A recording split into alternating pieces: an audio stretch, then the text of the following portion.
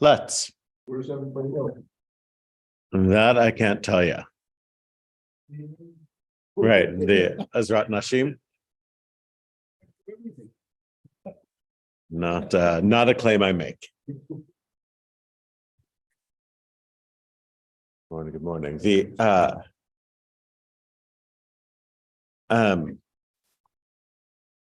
I'll start off topic, as I so often do. Bob brought in a little piece from the Star Ledger on essentially there's a debate over. It's hard sometimes to define terms. Anti-Semitism is one of those terms that people argue about, like what qualifies as what doesn't. That's true for anything, right? Like sort of like obviously people argue about what constitutes bigotry against blacks or bigotry against gays or bigotry, you name it, like whatever it is, people are going to debate like sort of like what qualifies, what isn't. Oh, that's just a joke, or that's just this, that, whatever it might be. So all the more so with anti-Semitism, right? And under the rule of Jews are like everybody else, only more so. So this is a piece of debating the IHRA definition of anti-Semitism, which is indeed a controversial thing, in part because it folds in certain expressions of critique of Israel into a definition of anti-Semitism, right? And so that's sort of the thing. If somebody puts a swastika on the synagogue, that nobody's arguing whether or not that's anti-Semitic. Everybody knows it, right? Like that, or nobody. That's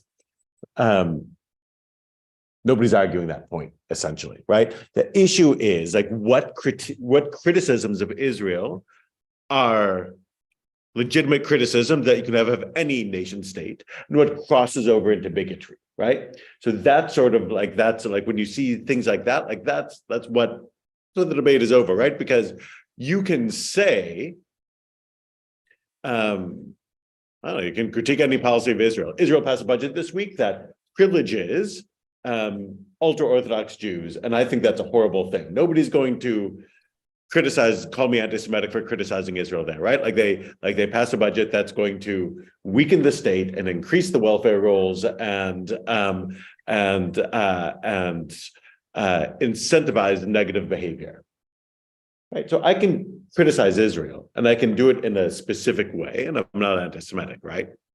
So it's not that criticism of Israel is not okay. It's like when it's the IHRA definition includes things like comparing Israel or Israeli actions to Nazis and Nazi actions. That is ipso facto anti-Semitic.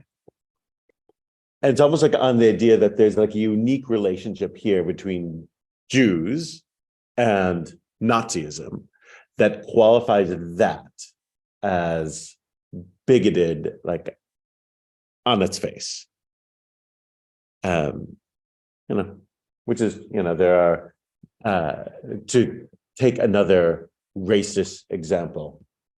I think some news by doing this online when it's being recorded, even like take a racist example. It's, if I compare you, a white guy, to a monkey, it has a different meaning than if I do it to a black individual, right? Because there's a unique history that's present with one group that's not present with another. And one is clearly racist and the other probably not.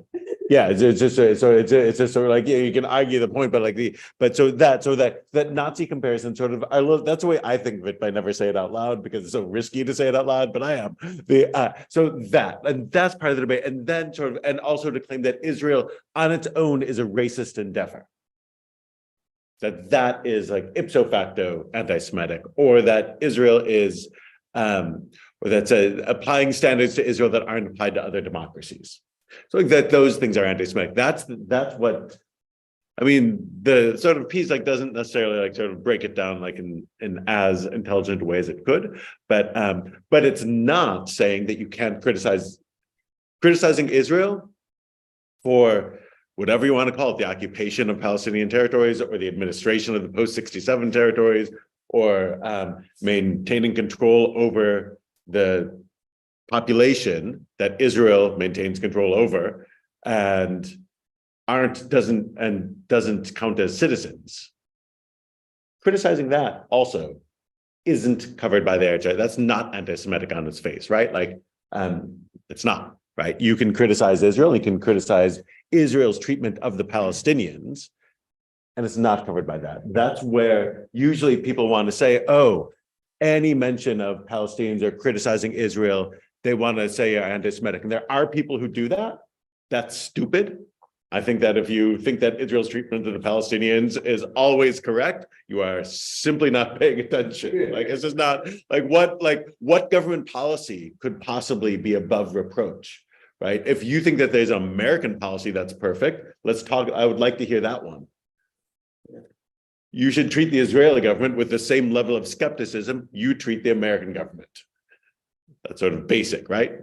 Treat Israeli military statements with the same level of skepticism you treat American military, like et cetera, et cetera, et cetera. Like, don't believe it because you love Israel, right? You love America too, but you don't believe everything that American officials say, or you shouldn't. So same. These things that so there is a debate. There are people who cry anti-Semitism, and anytime somebody criticizes Israel, that's dumb, and you shouldn't do that. It's a Jewish state, and that's how people. So it does happen. It does happen that people criticize Israel from an anti-Semitic perspective, and it also happens that people criticize Israel, and it's political, and it's reasonable. It's reasonable to criticize, and I was very surprised at the Holocaust Council definition of anti-Semitism. right, yeah. So that's what they're debating, is sort of what they say that. So that definition of anti-Semitism is currently being debated if it should be like the official definition that the state of New Jersey uses. It's here, and also the Biden administration is debating whether or not to adopt that as the official definition, as it were.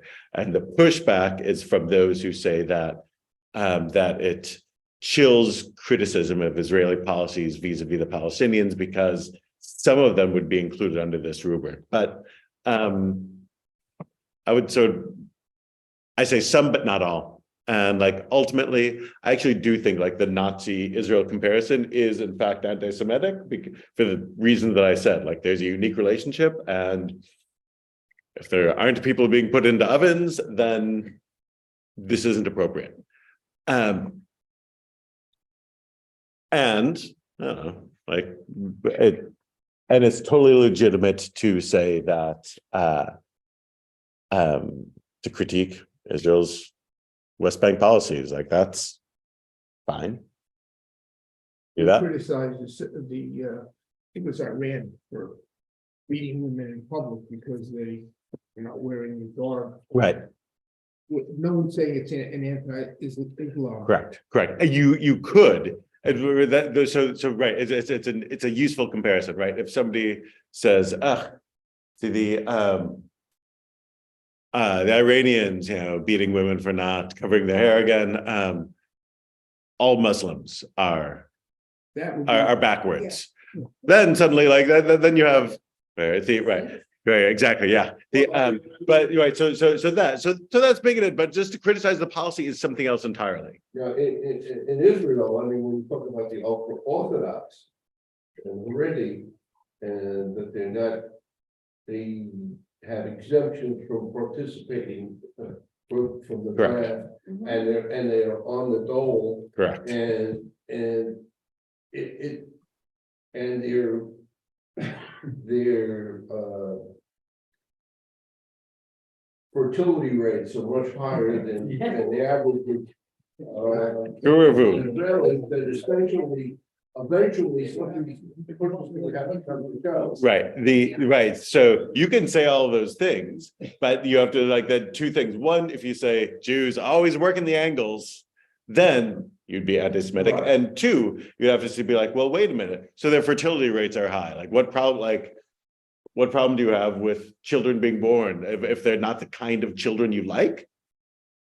Well, right. So I'm not real, but like but like no, Yeah. that sort of thing like is where you get close to crossing over into like when you're uh it's complaining about high birth rates is something of a third rail. Now, if you say that, wait a minute, the community is not supporting, like, doesn't have jobs at a level where they can support their families, and so they're placing the undue burden on others to do so. Is something else, right? And I agree. And Israel just passed a budget in order to try and encourage that problem to increase greatly. This was what happened this week. Is that but again, the people vote. It's a democracy. People voted, and they voted for more of this. And that they don't have to serve. That again, and that's part of the purpose. They voted for more of this. So you can say that you disagree, but yeah. So, but the essence is like the IHR definition of anti-Semitism includes this idea of that critique of Israel that either employs a double standard or that compares Israel to Nazis and things like this is ipso facto anti-Semitic. So I just think people have to do good criticism of Israel rather than lazy criticism of Israel, and so like this. Yeah, Anyway, but you I'm- you have to discern anti-Semitism from hyperbole. I mean, Nazis are considered to be the ultimate evil. correct, So essentially, you're saying Israel is the ultimate evil, correct. and that's Right. anti-Semitic. So exactly and that also this right. So I just anti-Semitism sort of like is one of the things that keeps popping up in the news. So like I feel like, and then you brought this in, so I want to do this. And just sort of then as a last point on that note, like the last week there was Elon Musk like tweeted out a critique saying George Soros was like a movie villain and seeks the destruction of humanity. So like that that sort of falls into that category. If you say I disagree with George Soros's funding of far left groups or whatever it might be, like that's legitimate because everybody has to be held up to scrutiny, especially if you're one of the world's richest men who spends freely on political causes. You can handle the criticism. What's anti-Semitic is associating Jews with satanic purposes. Right. Like that's where you cross over anti-Semitism, as opposed to saying, I disagree with the way this guy's doing this thing, and he's harmful in doing A, B, and C. And Elon Musk was called out on this Correct. in an interview, Correct. and he would not retract. Correct.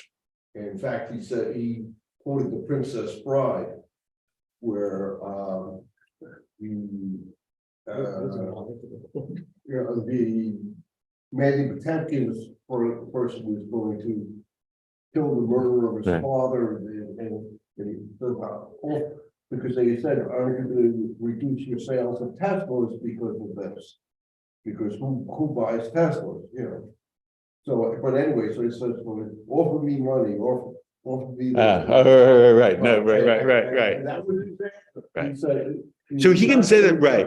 But that's sort of that's evading the point, which is that I think that on the face of it, it's anti-Semitic. And you can even accuse George Soros of not acting in the interest of Jews or of Israel. Like that is a common position, especially on the right, certainly by members of the current Israeli government. But again, you have to be specific about it, and it's using certain terms and certain images against certain groups that qualify as bigoted. Again, like we know. Alas, like the terms that you use for blacks that are bigoted, but aren't necessarily the same way if you use for somebody else. And the same is true for Asians, the same is true for Jews, the same is true for gays, and the same is true for name the group. So all that there's specific terms that you sort of can't use. Better to be specific. And it's funny because he's correlated that George Soros, who is funding liberal Correct. causes. And the guy in Las Vegas, who's also Jewish, who Adelson, like right, Zichrono Livracha. Right. Correct. Yeah, exactly right. So each one, that when people criticize Soros from the right or Adelson, Zichrono Livracha, from the left, often those images would cross into anti-Semitic imagery because it's Jewish money controlling the world thing, again, rather than being specific. Having solved anti-Semitism, we'll move on. The bracha for Torah study is Baruch atah Adonai Eloheinu melech haolam asher k'nishanu misutav v'zmanu la'asok b'divrei Torah. And I believe in the morning. See, you were here in the evening. I think we got to do 10 and 11, like going up into the Tower of Babel, because we didn't do the Tower of Babel here, correct?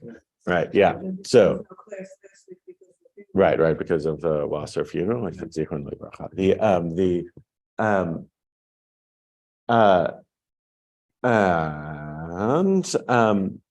That means we're on chapter 10. Now, chapter 10 of the book of Genesis, I want to zip through relatively quickly. I want to zip through relatively quickly because it's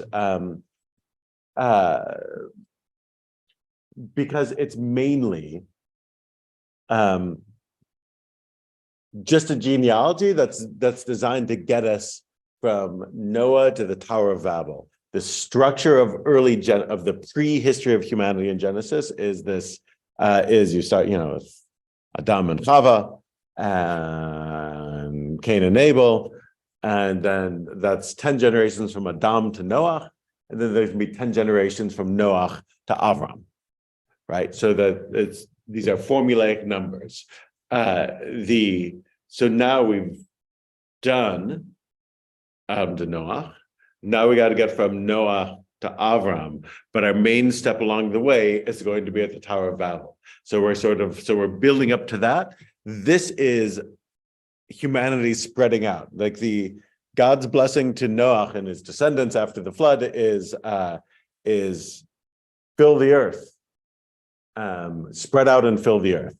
So we're going to see that blessing being fulfilled, which is spreading out and filling the earth. But we'll zip through it relatively quickly. And these are the records of Noah's sons, Shem, Ham, and Yafat, and the children born to them after the flood. Yafat's children were Gomer and Magog and Madai and Yawan and Tuval and Meshach and Tiras. And Gomer's children were Ashkenaz, right? So this is, you see, they're going all over the known world, right? The known world is going to be about from Persia to from Israel would be like the near parts of Europe and North Africa, right? So like that sort of circle, if you were to draw a circle around Israel or an oval around Israel, like this. So Ashkenazi you recognize sort of like being likely Ashkenazi, or with Ashkenazim in your life in some level. Ashkenaz is going to become the term for Germany, really, and from there. So spreading out. Magog also will make an appearance in the last battles and before the days of Mashiach. 4. And Yahweh's children were Elisha and Tarshish, Kittim and Dodanim. The islands of the nations, the lands were dispersed out from each of these, each by its language, by their families within their nations.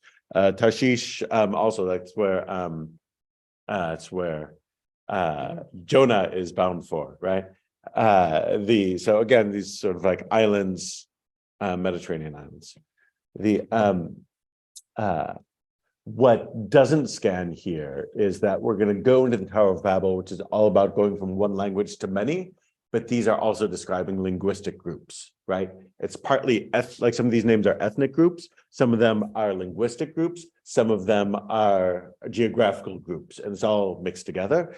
But like it doesn't quite scan perfectly because they're all supposed to be of one language till chapter 11, and here like it's just sort of not chronological, right?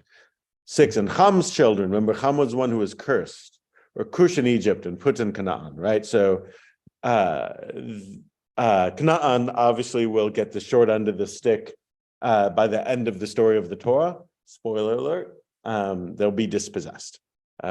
Cush is what we would call the Sudan, right? Or what now is the Sudan, like just below Egypt, just up the Nile, sub-Saharan Africa. And this is, we mentioned that last time I mentioned that the curse of Canaan at the end of the Noah story. Noah gets drunk and passes out and naked and curses his grandson. That's read as a curse that's going to be on Cush, which is the Sudan, which goes as a stand-in for all of sub-Saharan Africa, which in the later, thousands of years later, will be used as justification for slavery, for enslaving Africans, because Cush is descended from Ham, who is cursed. So you should enslave them. So that, you shouldn't, but that was the logic used.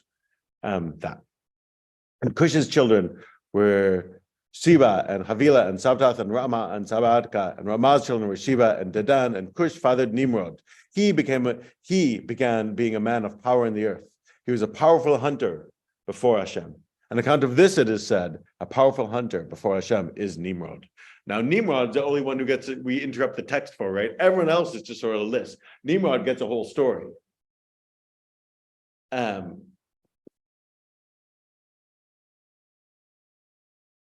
Which means that the rabbis will spin out lots of midrashim about Nimrod. He's going to be like, there are volumes and volumes of sayings about Nimrod, because he's clearly a legendary figure that everyone else knew how legendary he was. We don't, because we just have this, but everyone had been like, oh yeah, Nimrod. Like he's clearly the strongest guy ever. And like for the rabbis, he's important in the Abraham story. He's going to be the persecutor of young Avraham. He will put Avraham in a fiery furnace, et cetera, et cetera, et cetera. So that's Nimrod. And it'll become a relatively common Israeli male name.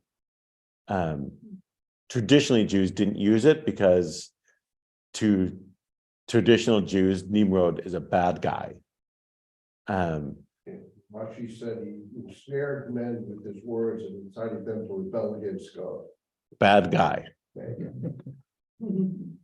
Israeli, modern Israel, at early Zionists revived Nimrod as a name. And you still meet guys named Nimrod. Because Nimrod's all about strength in the text. And so like the sort of like early Zionist ethos is one of strength and not being a, pale, weak guy, hovered over books, but like a man of great strength. So Nimrod becomes a Hebrew name among secular Jews in Israel. Ad hayom hazeh, till now. Verse 10, and the beginning of his kingdom was in Babylon, and Erech, and Akkad, and Kalna, in the land of Shinar. Shinar is another name for Babylon throughout the Bible and throughout the Talmud. Shinar, they're interchangeable. Assur came out of that land and built Nineveh, and Rehov Ir and Kala, and Risen bet Nineveh and Kala. So between Nineveh and Kala. Nineveh is just south of Baghdad, right? Now, it is the big city. And Egypt fathered Ludim, and Asim, and Labahim, and Naphtunim, and Parshunim, and Kalashim, in which the Philistines came out, and Kaphtorim, right? So again, in the ancient world, they would have known all of these places and peoples, and it helps explain how people got to where they are, and like what the lineages are, and who's related to whom. 15, and Canaan fathered Sidon, that's just north of the Israel-Lebanese border still, in Lebanon, right? His firstborn in Het, and the Jebusite, and the Amorite, and the Girgashite, and the Hivite, and the Arakite, and the Sinite, and the Avidite, and the Zemarite, and the Hamathite. A lot of those are going to be in, those are the Canaanite nations. If it's referenced in the Siddur and Shacharit, right near the end of Pesukei de Zimra, those are all most of those are the nations that the Israelites will dispossess upon entering the land. And later the families of the Canaanites were dispersed. And the Canaanite border was from Sidon as you come to Gerar, up to Gaza as you come to Sodom and Gomorrah and Admah and Zebulun, up to Lasha. These are Ham's children by their families, by their languages and their lands within their nations. Children were born to Shem. Shem is the one who is going to be the ancestor of Israel, right? Which is why we get the word Semitic, right? Shemite, right? Anti-Shemim in the Hebrew, right? Semites, being descended from Shem, is the last time, like that's is a 19th century term, or a term dating to the 19th century. Before that, people just hated Jews. You were anti-Jewish. And it was usually on religious ground. Jews killed Christ, Jews are greedy, whatever it might be, right? Like whatever the thing is, it isn't like Jews. And famously, like your way out of being hated because you were Jewish is to convert. In whatever society you're in, you can convert to Islam, you convert to Christianity, pick one. 19th century Germany is when they dropped, as religion was sort of fading from being the culturally dominant thing, and anti-Jewishness migrated into being a racial thing and not a religious thing. You didn't hate Jews because they killed Christ. You hated Jews because they were fundamentally less, that genetically less. It was a scientific thing. Scientifically, Jews are of a lower genetic stock than everyone else. So what's the genes of it? The genes is, they're Semitic people, meaning descended from Shem. So instead of saying I don't like Jews because they're Jewish, an anti-Semite came up with the idea that I'm against them for scientific reasons. And the scientific name he came for this was that I'm anti-Semitic. I don't hate Jews because of some belief they hold. They're just genetically inferior because of their ancestry. That's where the word anti-Semitism comes from. And it's to transition it from being anti-Jews on religious grounds to being anti-Jews on genetic grounds, giving it the scientific, really pseudo-scientific stamp that would make it acceptable in the 20th and 21st centuries, like that the Nazis would eventually use, to say that. This is a debate. This is a race. Is it a religion, or is it? Right, exactly. So that's a racist aspect of it. That's conceived of as as a racial genetic group, as it were. This came out, last year. There was a whole Whoopi Goldberg debate over this sort of thing, but but in essence, like that's and all. So I say that just because children were born to shame, and that's significant in that it still sort of has the ripples are still being felt of this story. Him as well, father of all of Eber's children, older brother of Japheth. Shem's children were Elam and Ashur and Aprashad and Lud and Aram. And Aram's children were Uz and Hul and Gether and Mas, and Aprashad fathered Shelah, and Shelah fathered Eber. And the two sons were born to Eber. Name one was Peleg, because in his days the earth was divided, Peleg meaning division. And his brother's name was Yoktan, and Yoktan fathered Amodad and Sheleph and Haz Amarveth and Yerath, and Hadoram and Uzal and Dilka and Oval and Abimal and Shiva and Ophir and Haviva and Yovav. And these are Yoktan's children. Their home was from Mesha, as you came to Shephar in the mountains of the east. These are some children by their families, by their languages, by their lands, by their nations. These are the families of Noah's children by their reckons, by the nations, and the nations were dispersed from these in the earth after the flood. So that's all leading up to it. Jews will be descended from Aver, but Now, all these names. yes, A lot of names. a lot of names. And question is, why? What, I mean, why are they being so specific? This explains, so part of the idea is that everyone would know ethnic groups, it would seem. I mean, this is our guess, right? So that everyone would know different ethnic groups and that you have an explanation. If we all come from a common source, why are there so many different groups out there? And the answer is the descendants of Noah fill the earth and they end up in different places, essentially founding different people. So it's both certain groups make you feel related to, and you'd be like, oh yeah, we come from a common ancestor. And certain groups you don't feel related to. Oh no, that's Yaphat's line and not Shem's line. And also it's sort of like the same way like we organize sort of different groups in our mind now, like to whatever it might be, Westerners or Europeans or Sub-Saharan African, whatever it might be, Arabs, East Asians, like there are different sort of groupings we have. This is their grouping. I think it's also because it shows the geographic size of the names of these places. Yes, Definitely, definitely like that. That's certainly the case.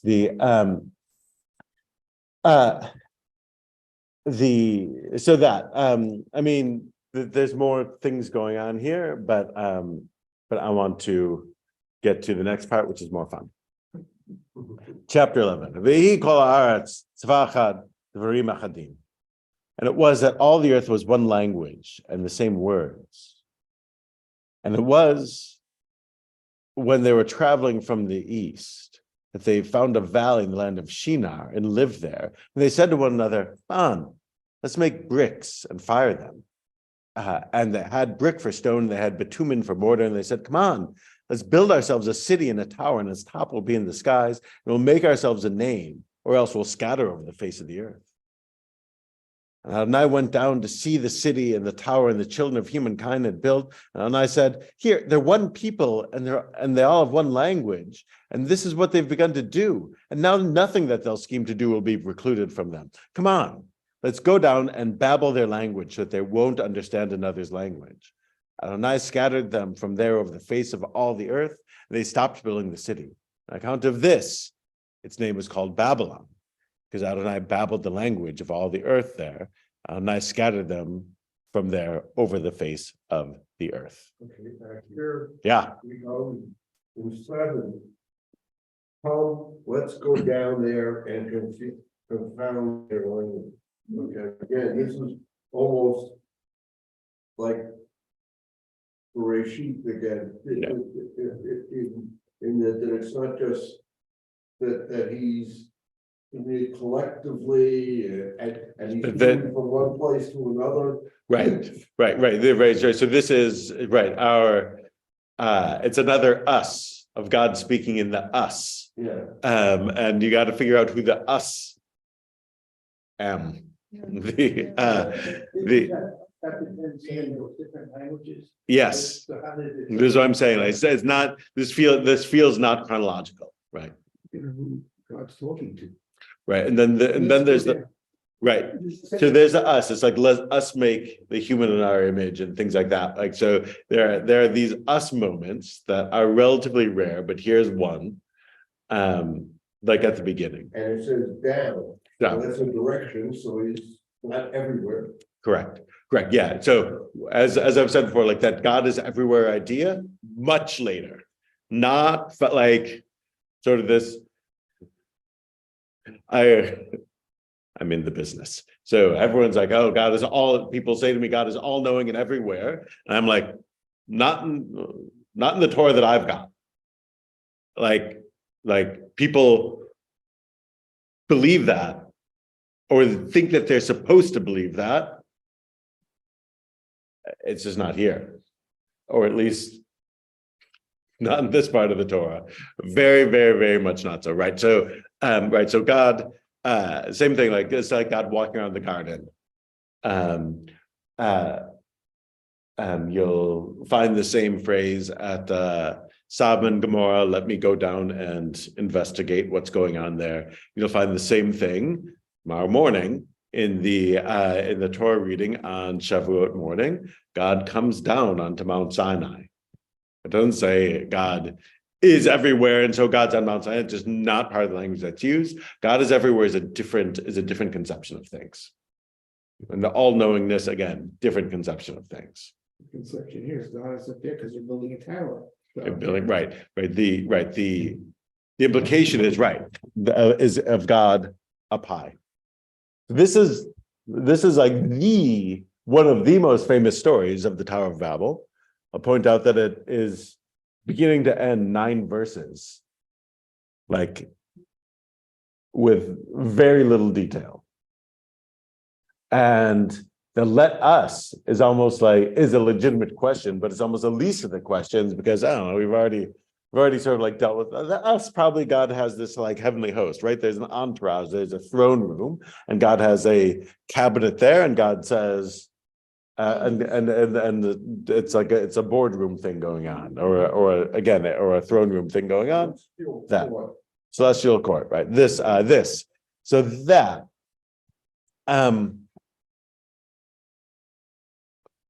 The obvious, for me at least, well, one obvious question is, what's wrong? Why is God so upset? In the text, why is God so upset? They're gonna get to heaven.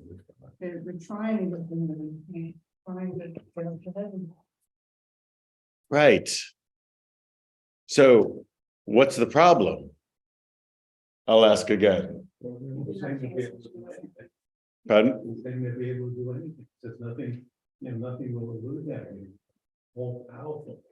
Which, so spin that out. So the implication is that God thinks that what? You won't be me. Did he, no, he's threatened. He's worried they can actually do it. Right. Notice, like, is that what's going on? Like that God, like if the idea is that they can build a tower to heaven, and its top will be in the skies, right? Shemayim, right? So it's the same word, right? It's so certainly the rabbis think that this is that they're building a tower to storm the heavens, right? That we're gonna take over.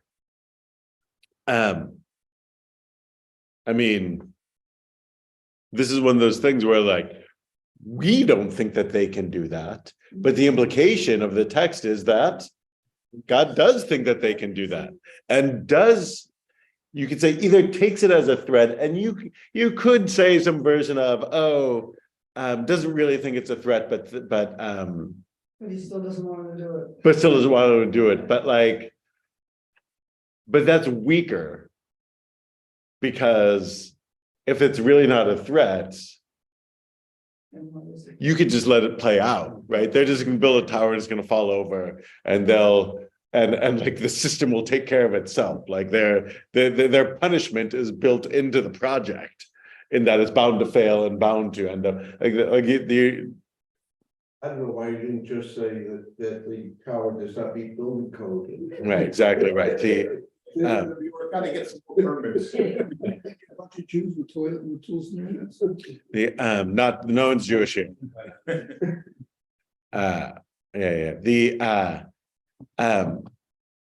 Yeah, so that like notice that God takes as a threat, and this is another like sort of indication, one possibly of the ancient nature of the story, meaning that it's of an earlier level. And if you want to talk about the idea that God isn't all-knowing and isn't everywhere, not only that here, but God is in such a position as to feel threatened, right? Not only is it like not all-powerful and up there, but like very much not so. So is it a question of God being threatened? Or is God concerned that the technological students are getting ahead of their ability to govern themselves and rein in those skills?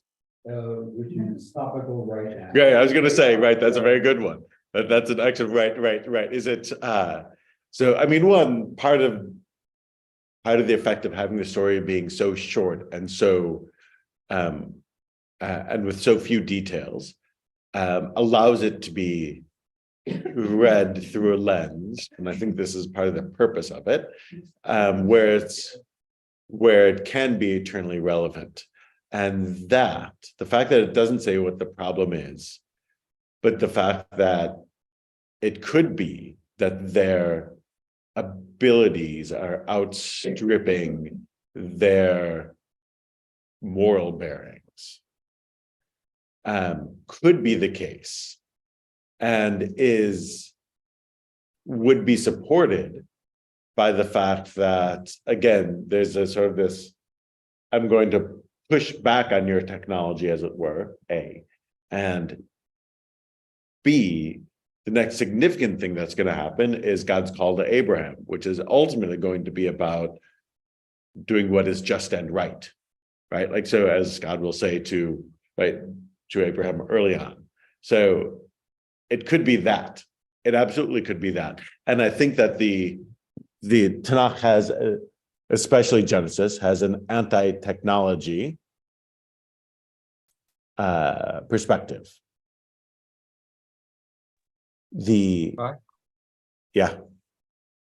Another precedent that's being set here God is coming down as a judge. And he's coming down to see and hear with his own eyes and ears, if he had eyes and ears, what the facts are on the ground. And this sets a precedent for the future for judges. They can't take things secondhand or third hand. They have to hear and see from the participants before they make their judgment. So it's setting a precedent for how a judge should judge.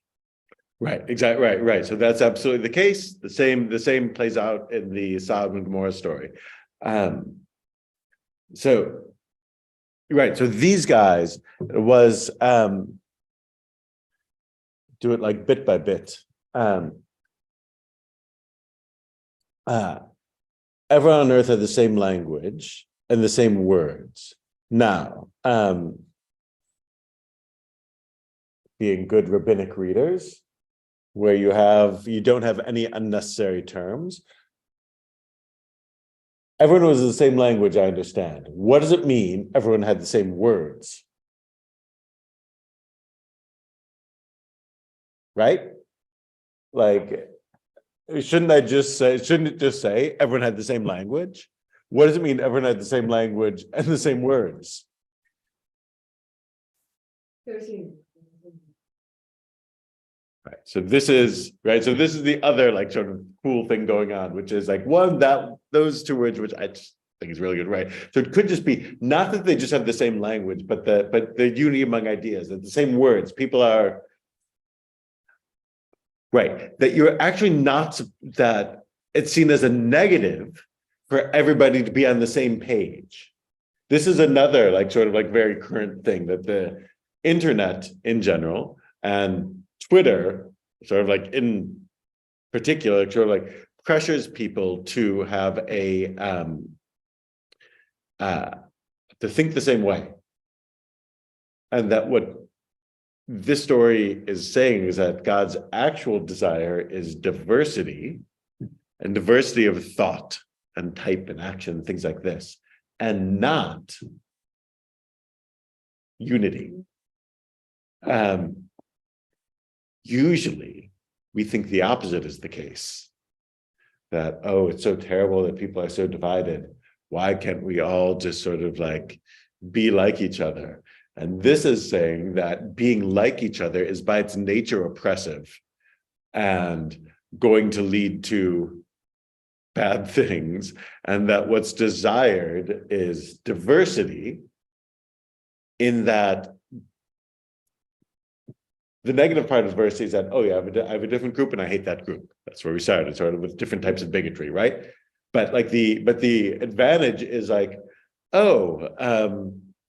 people always come like, oh, I just went to Japan and seeing the way like that society runs was fascinating. It taught me blah, blah, blah, blah, blah, right? That you can see something from a totally different perspective, and you don't have, and your assumptions are challenged. By challenging your assumptions, you can sharpen and better yourself.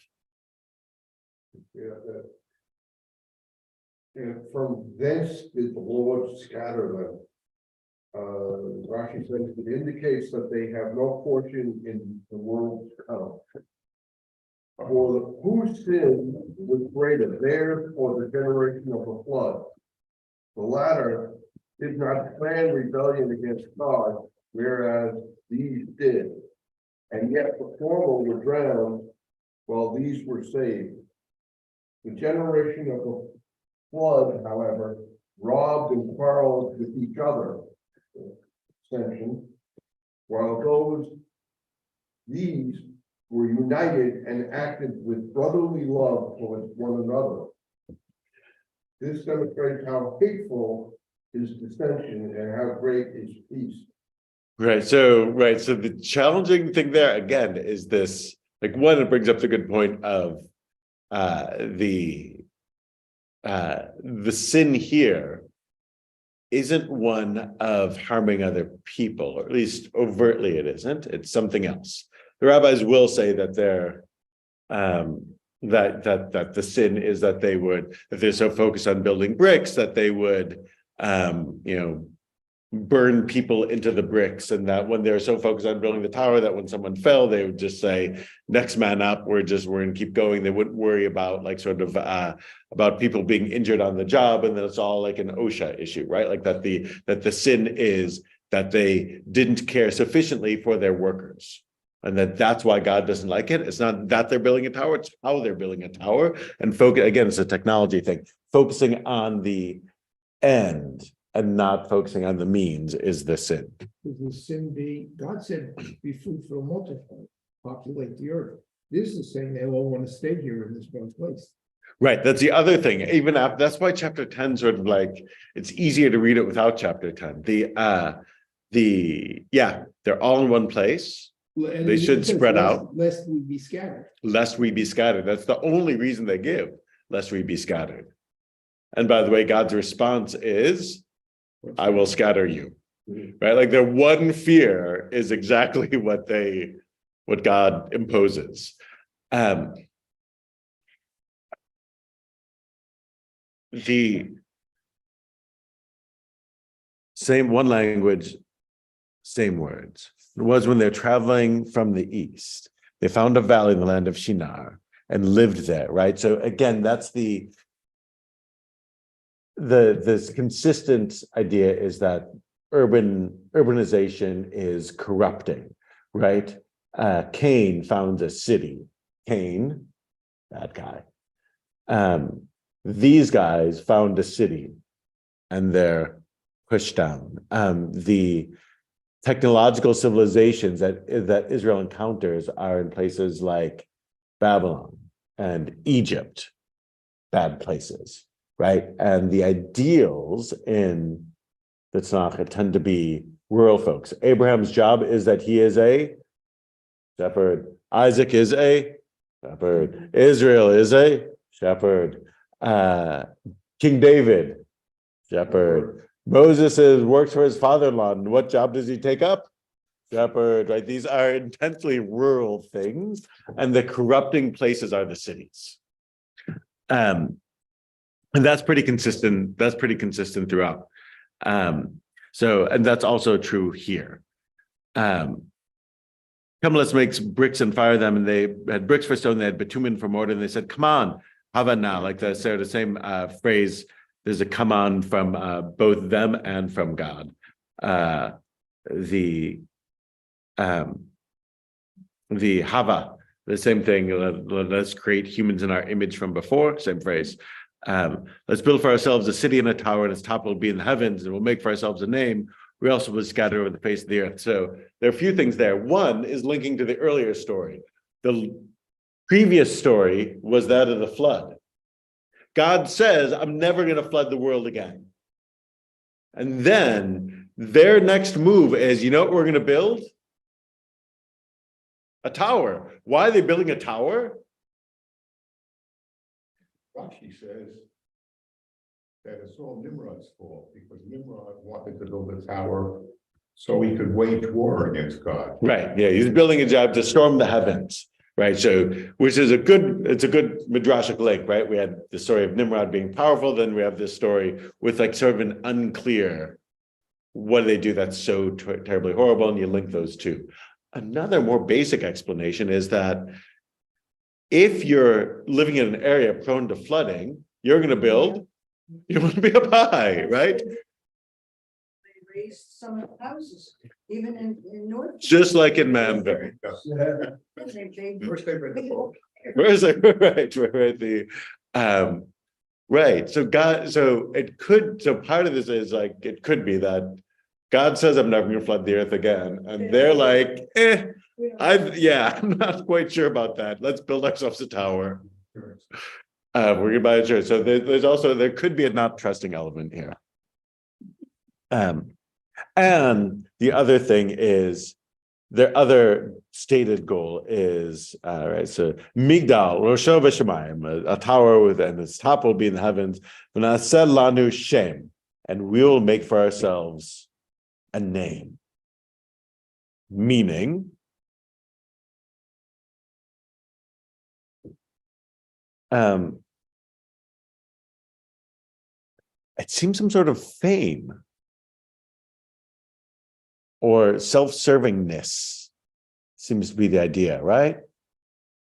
We're the guys who built the towers to heaven. Yeah. Look what I did. And so like we might even be, Friedman points out, like even Cain builds a city and names it after his son. Here, these folks seem to be concerned for their own. Because they'll be powerful if they will work. Yeah, together. it seems to be somewhat more self-centered, and that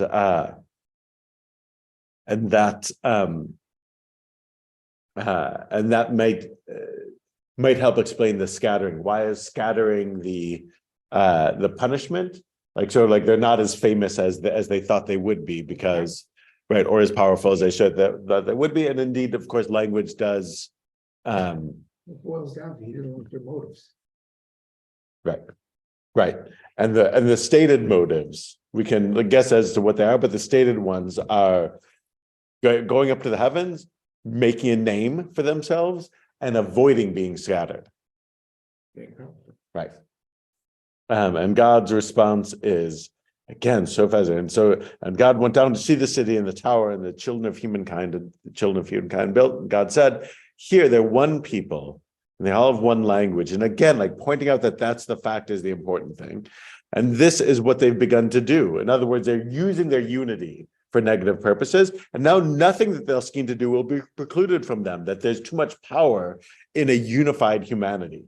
Come on, let's go down and babble their language so that one won't understand another's language. And that, again, that the diversity is going to be what they need.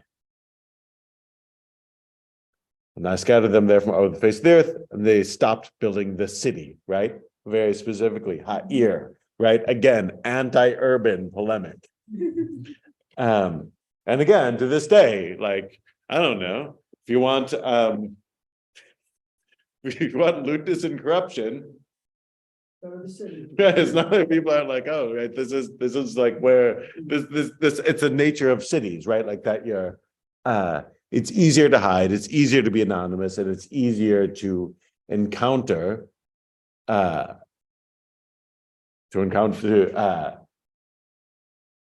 people and hide it, right? You can do things that you otherwise would be ashamed of. You can't do it, and it's harder to do in a rural area, right? On account of this, its name is called Babylon, Bavel, because God babbled the language of all the earth there, and I scattered them there over the face of all the earth. So this is also etiological, explains why the world is, why there are different languages if we all come from Noah. Answer, this. I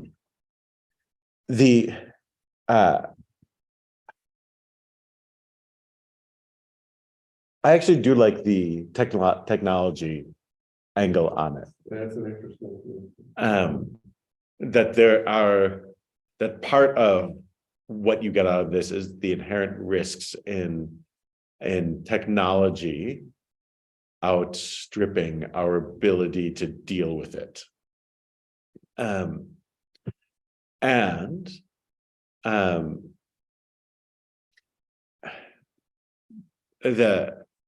the Atlantic, within the last 2 months, Jonathan Haidt published a piece using this as his piece. Haidt is a great writer, now he's a professor at NYU, on among other things, like the interaction between technology and culture, for almost focusing on the effect of technology and social media. One of his focuses on teenagers, and he wrote an essay on this using the Tower of Babel as his frame. He's a secular Jew, but like he uses Babel as its frame, in that the last time humanity had the ability to do what we're doing now is the story of the Tower of Babel, of joining together across groups in order to unify, to achieve a goal.